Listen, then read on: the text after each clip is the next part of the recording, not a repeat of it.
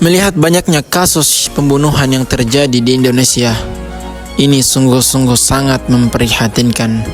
Ditambah lagi dengan hukuman yang diberikan kepada si pelaku tidak setimpal dengan apa yang dilakukannya. Ketika nyawa dibalas dengan nyawa atau tangan seseorang dipotong karena mencuri, apakah ini sebuah keadilan atau kekejaman? Dalam syariat Islam ini disebut dengan hukuman qisas.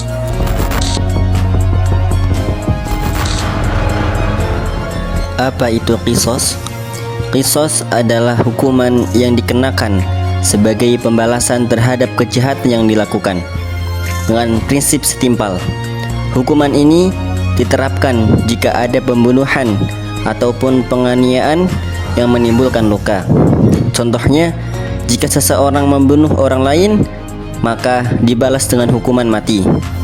Jika menganiaya seseorang hingga putus tangannya, maka hukumannya dengan memotong tangannya juga. Islam memberi 3 pilihan kepada pihak korban. Yang pertama yaitu membalasnya dengan menjatuhi hukuman qisas.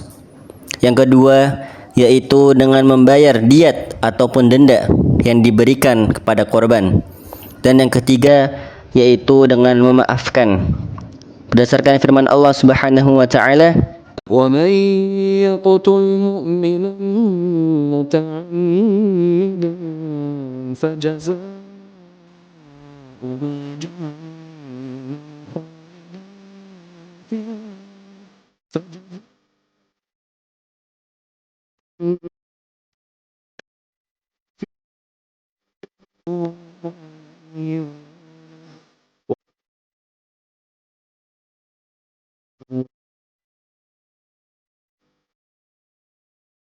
Seorang ibu rumah tangga atau IRT berinisial YR 34 tahun tega menghabisi nyawa ibu kandung dan anaknya sendiri.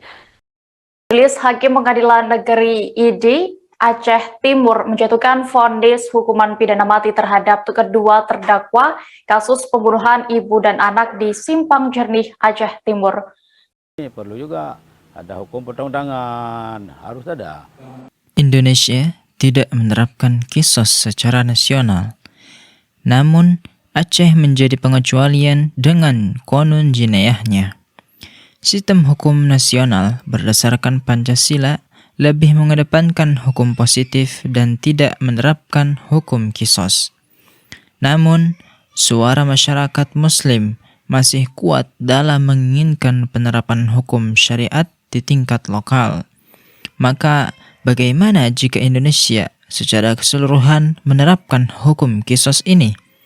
Kita ambil contoh misalnya dalam kasus terbaru di Indonesia pada tanggal 13 Juni 2025, yaitu kasus pembunuhan seorang pria di lokasi pelelangan ikan atau TPI di Muara Angke, Jakarta Utara. Seorang nelayan yang ditemukan tewas dengan luka tusukan di kawasan pelabuhan perikanan Muara Angke, Penjaringan, Jakarta Utara ditangkap. Motif pembunuhan berlatar belakang asmara pun terungkap. Pelaku kesal mantan kekasihnya berhubungan dengan korban.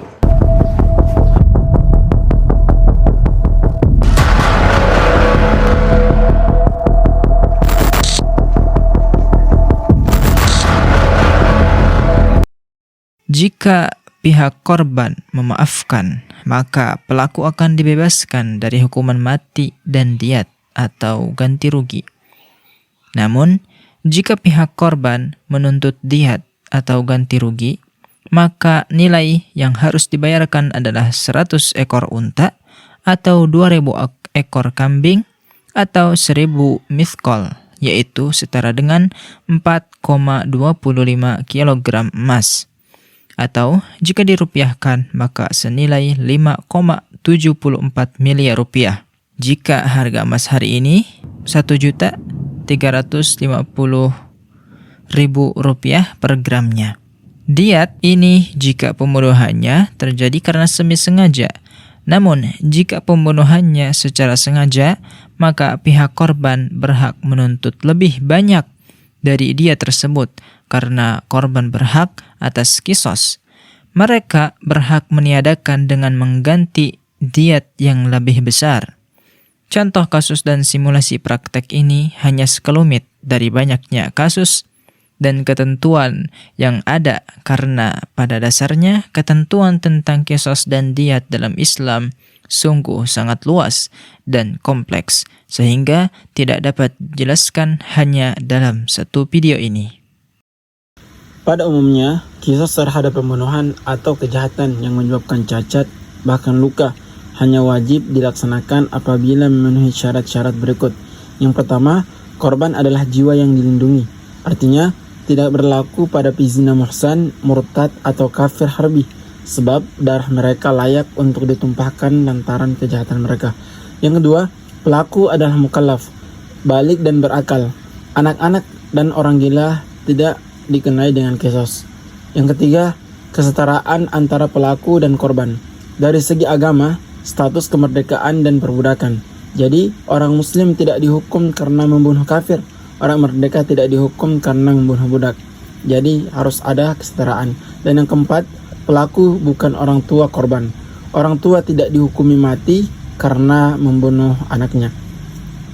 Adapun syarat hukuman qisas dapat dijalankan jika yang pertama, penuntut adalah mukallaf. Jika belum balik atau gila, maka eksekusi terhadap qisas itu ditunda sampai layak ia menuntut, sampai dia balik, dan orang gila sampai dia sadar. Yang kedua, kesepakatan semua ahli waris korban. Jika ada yang memaafkan, qisas gugur dan diganti dengan diyat.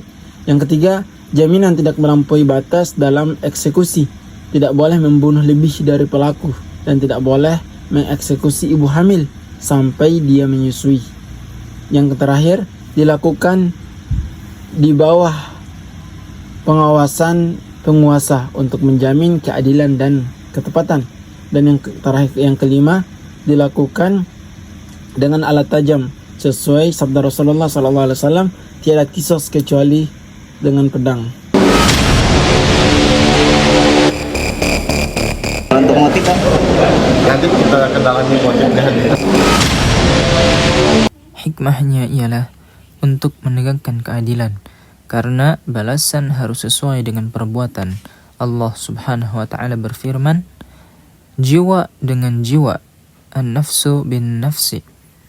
Bagi kita, hikmahnya ialah jika pembunuh tidak dibunuh, akan memunculkan dendam pada keluarga korban dan menuntut balas.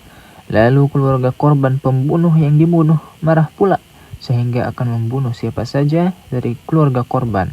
Maka terjadilah saling bunuh-membunuh. Jika ini terjadi, maka akan sangat berbahaya.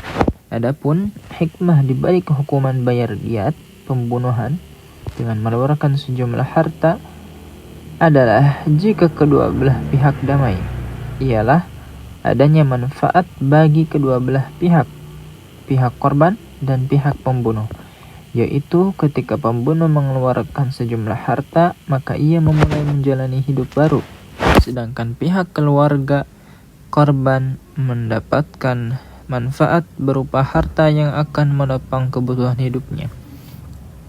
Dari sisi lain, mereka menjadi satu-satunya penyebab pembunuh menikmati kelangsungan hidup, suatu hal yang menunjukkan mulianya akhlak mereka yang dengannya jiwa-jiwa menjadi bersih. Jika hikmah ini telah dipahami, maka kita akan memahami ayat dalam qisas itu ada jaminan kehidupan bagimu, wahai orang-orang yang berakal, agar kamu bertakwa. Quran Surat Al-Baqarah ayat 179. Jelaslah bahwa pemilik syariat telah menciptakan segala sesuatu dengan sangat bijak dan indah, tidak membiarkan umat manusia kacau.